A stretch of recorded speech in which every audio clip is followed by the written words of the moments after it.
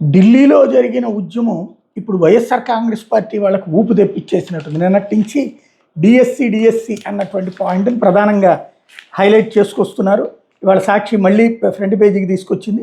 Neat paper leak బాధ్యత వహిస్తూ కేంద్ర మంత్రి ధర్మేంద్ర ప్రధాన్ రాజీనామా నేపథ్యంలో డిఎస్సి స్కామ్కి బాధ్యత వహించి మంత్రి లోకేష్ తప్పుకోవాలి నిరుద్యోగుల డిమాండ్ అంటూ మెగా డిఎస్సి పేరు నిరుద్యోగులు నిలువునాదాగా చేసిన చంద్రబాబు సర్కార్ స్పోర్ట్స్ కోటా కింద అంగట్లో సరుకుల టీచర్ పోస్టులు అమ్ముకున్న వైను ఈ కుంభకోణం చేయడం కోసమే జీవో 447 జారీ.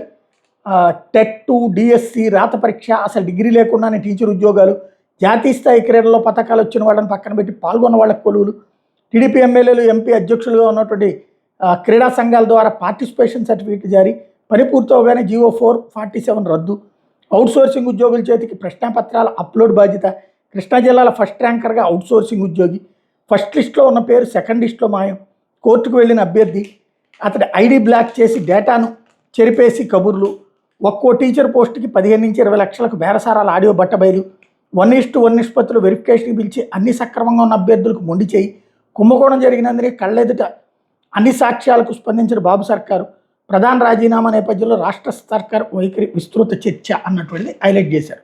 బట్ అక్కడ మోడీ కొంత మొహమాట పడతాడు. ఇక్కడ అట్లాంటి మొహమాటం ఏం లేదు. ఇక్కడ ఎదురుదాడి చేయడానికి మీడియా ఉంటుంది చేతిలో, సేమ్ టైం దాన్ని కవరింగ్ చేయడానికి తగినటువంటి యంత్రాంగం ఉంది. అక్కడికి తేడాదే.